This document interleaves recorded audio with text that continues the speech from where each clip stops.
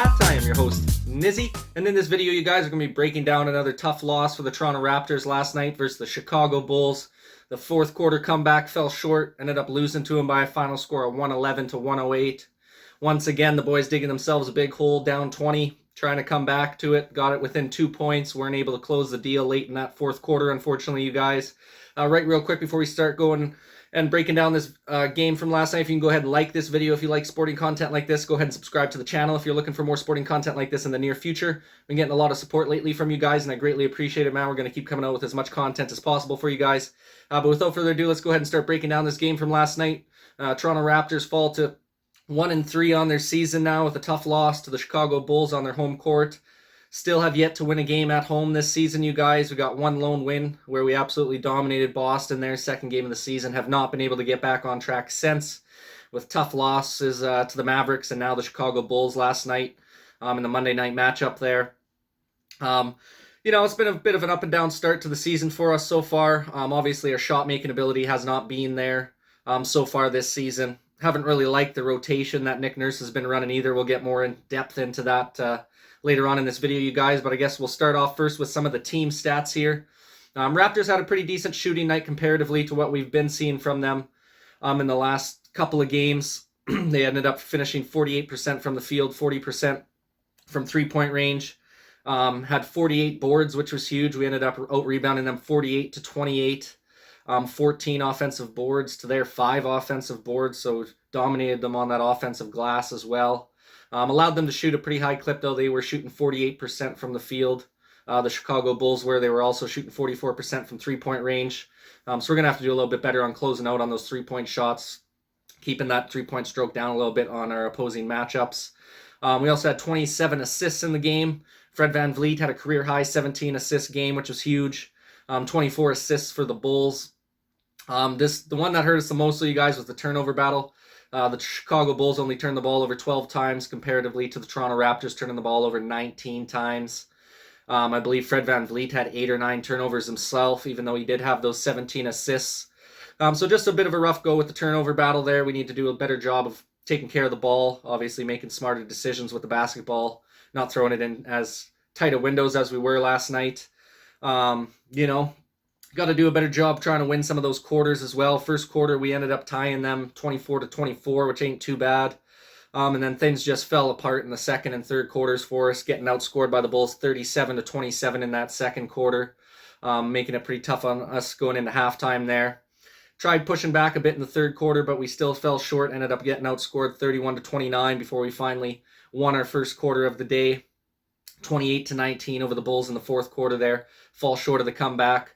Pretty unfortunate. We got it to within 2 points there. Weren't able to seal the deal. DeMar DeRozan hit a few dagger jump shots on us. No surprise there.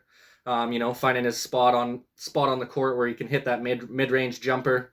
Absolutely ices it as normal. That's to be expected from a guy like DeMar DeRozan. Classy veteran. Knows how to get in and out of his shots properly. So no surprise he comes and throws in the daggers on us, coming back to his old stomping grounds in Toronto. Rough go a little bit last night. Like the fight from the boys. I enjoyed watching them being able to fight back and scrap and claw back into the game. I think that's probably one of the best attributes so far with this Toronto Raptors squad, you guys, is the fight that we have. No matter what the score is, we're going to continue to fight on until the very end of the clock, which you got to love to see from the squad. Obviously, the shot's going to start dropping here eventually. Once we get Pascal Siakam back, that's going to be a huge addition to the squad. Really missing his offensive efficiency and output that he provides on the game. Obviously, he's pretty stout defensively as well. Obviously, our best player. So, going to be good to have him back in the fold here soon, I hope. Really was not impressed with Nick Nurse's rotations over the night, you guys. I just do not understand the lineups that he's throwing out there. I mean, he's overworking his starters, in my opinion. This is some of the stats that kind of blew me away here, is our starting lineup is just getting overworked, in my opinion, you guys. Freddie had 42 minutes. We played 42 out of 48 minutes last night. The highest count on their team, I believe, was 38 minutes. They had a couple guys play 38 minutes on the Chicago Bulls, and then the other guys, Vucevic had 33, Lonzo had 38. I think DeRozan might add 38. Levine, I think, had 35. So the max, their top-end guys were only playing 38 minutes maximum. And then, there's some of the other top end guys like Vucevic only had 33 minutes out there. But we had four guys who were just, in my opinion, played way too many minutes. So by the time we got down into the nitty gritty moments in that fourth quarter, you could tell that our starting lineup was just so gassed at that point that they weren't able to get good quality looks. They were making bad plays with the ball, turning it over. And to me, that's just a lack of, getting guys proper rest during the middle of that game. Obviously, you want to have your best players out on the floor for the fourth quarter, especially at the end of the fourth quarter when you're making a comeback like that. But I just don't understand in the early instances in the game where we're already kind of reeling a little bit, the shots not dropping for the starters. I don't know why we don't try and switch it up and get some bench players in there.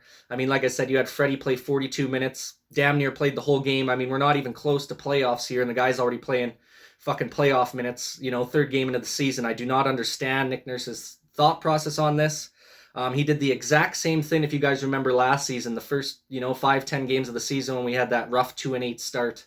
Nick Nurse did the exact same thing, only played 7 to 8 men on the squad. He barely allowed any of his bench players to get any minutes. He absolutely had his starters dog-tired.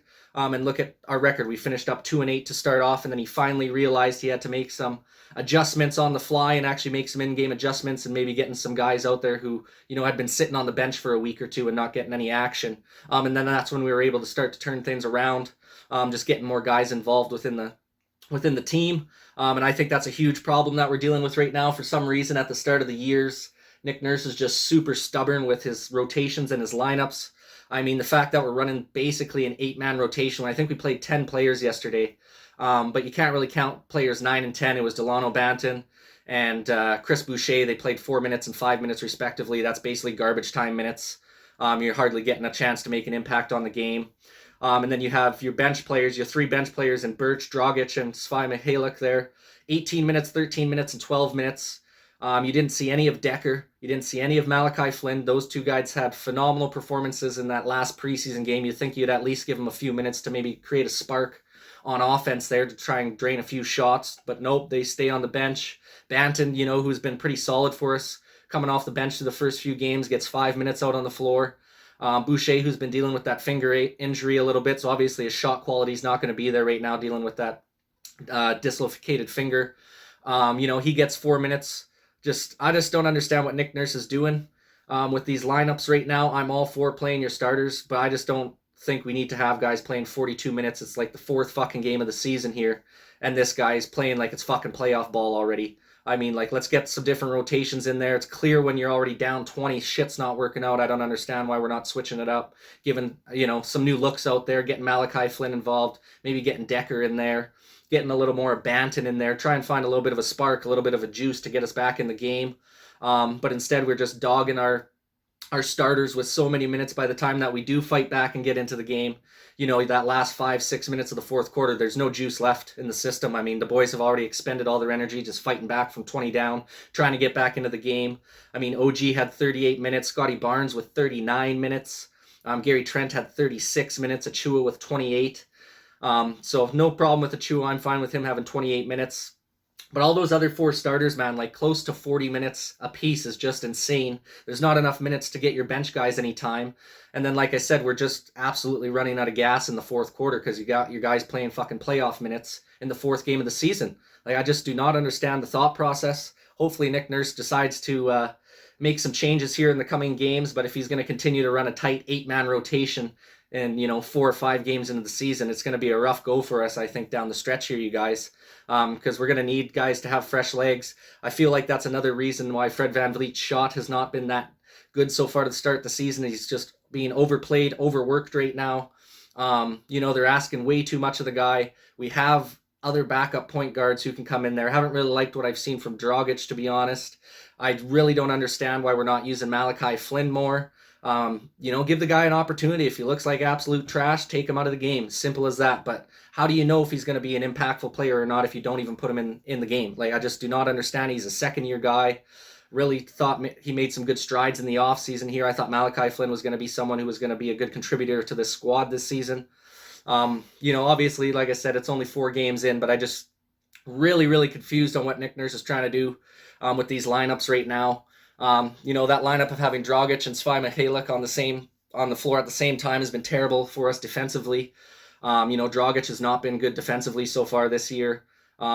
Which surprises me that Malachi Flynn hasn't taken some of his minutes yet, because Malachi is actually a really solid defender at the point guard position. He's just tenacious on the defensive end, really good at forcing the turnovers. He's got a pretty good shot from 3-point range. He can hit the floater in the lane, get to the rack for some lay-ins. I really like Malachi Flynn's game. I did not understand at all what Nick Nurse is doing, you guys. That's my little rant on Nick Nurse for now in this game. We'll go through some player stats, you guys. Achua had a decent performance again, another double-double for him with 11 points, 11 boards, 2 assists. The only thing I'd like to see Achua clean up a little bit, obviously it's not all on him. There's a few lobs that Fred VanVleet's just missing on those passes when they're going for the lob dunks there, but he shot 4-12 from the field, which is just not very good for a center. I mean, you want to be close to 50% or above 50% ideally as a center, because most of your shots are coming from inside the paint right around the basket, so there shouldn't be that much room for error. So a little bit concerning there. You'd like to see him get drain his shots in at a little better clip, but nonetheless, I love the energy and the effort and the intensity I'm seeing from Achua so far this season. Gary Trent had another nice performance, 18 points, 5 boards with 1 assist, 7 of 15 shooting, so a decent shooting percentage as well. I think this guy needs to take more shots. Personally, I think he should be around that 20 shots per game right now with Pascal out. In my opinion, he is our best shooter that we have right now. I think he's a better shooter than OG. I think he's better than Freddie right now. And their stat line kind of goes to show it.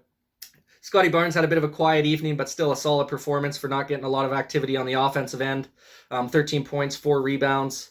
No assists, unfortunately, on the evening. Fred VanVleet kind of took over that with 17 of his own, but he did have 1 steal and 1 block on the defensive side of the ball, and did shoot 6 of 8 from the field, so a nice shooting percentage from Scotty, taking good quality shots. We need to get him a little more involved in the offense, if you ask me. His shot totals should definitely be exceeding double digits every game. The dude's got the potential and the ability to make those shots, so why not give him the more opportunities, in my opinion. OG with a solid performance, 22 points, 8 boards, 5 assists, and 2 steals.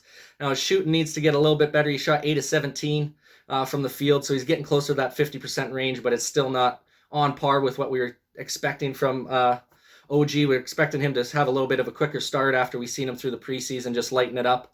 His shot hasn't been dropping with ease so far yet this season, but I expect that to come around and get going here for him. Still really love OG's intensity on the defensive side of the floor, bringing that effort. He's just got to refine that offensive game a little bit more, and I think he's taking a little too much pressure on his shoulders with Pascal being out. He needs to facilitate a little more. I think we got guys that are around there who can help him out. I don't think he needs to be taking 20 shots a game if it's not dropping for him. Like I said, I think there's other guys who could be, those shots could be going to that, who have a better chance of making the shot. So, and then Fred VanVleet, you guys had 15 points, 6 boards, 17 assists, career high 17 assists for him, and 2 steals. Unfortunately, with those 17 assists, so he did have 8 turnovers. So a bit of a rough performance with the turnover battle for Fred VanVleet. A lot of that, I believe, had to do with just, how dog-tired the guy was closer to the end of the game. There had a couple bad turnovers late in that fourth quarter. Shot 6 of 13 from the field, so not atrocious, getting a little bit better. But like I said, I feel like Freddie can really, use a little bit more minutes off. I'm not saying the guy needs to play 25 minutes a game, but he played 42 fucking minutes. It's just insane to me. On the 4th game of the season, you're having a guy play playoff minutes, 42 minutes. I would like to see Freddie around that 33 to 35. I really don't see the need to play any of our starters more than 35 to 36 minutes in a game, especially during the regular season when we got a lot of depth in the bench, and we're just not even using our depth right now from the bench unit. Because we're just overplaying our starters, in my opinion. Once again, just my opinion. Would love your guys' opinion in the comment section down below on how you guys think Nick Nurse is faring dealing with those starting lineups and the rotation right now. And if you guys are agreeing with me, if you think he maybe needs to make some adjustments there, you do think Nick Nurse has done a good job so far with the lineups. Would love your guys' opinion on that. Other than that, man, DeRozan had a great game. 26 points, 4 boards, 6 assists, hit a few big daggers on us to seal the deal there late in the game. Levine gave you 22. Lonzo Ball had 15 points. Vucevic was 17. So they're big 4, getting it done for them. Chicago is going to be a force to be reckoned with this year. I don't think they're going to be first in the East by the end of the season, but I do think they're a top 4 team in the East this year. I think they'll have a good opportunity to make a good push in the playoffs here. And as for the Raptors, man, we're kind of on a reel right now, 1-3 on the season. No matchups are going to be easy here, especially with a young squad. We're going to have to figure things out as we go. Hopefully Nick Nurse makes some adjustments next game, you guys. Would love your guys' opinion in the comment section down below. How do you think the game was? What do you think the Raptors need to improve on most to be able to get on the winning side of things going forward? Go ahead and drop a comment in the comment section down below, you guys. Please go ahead and like this video if you like sporting content like this. Go ahead and subscribe to the channel if you're looking for more sporting content like this in the near future. Thank you guys for watching this video, man. And this is Nizzy with Nizzy Sports Channel.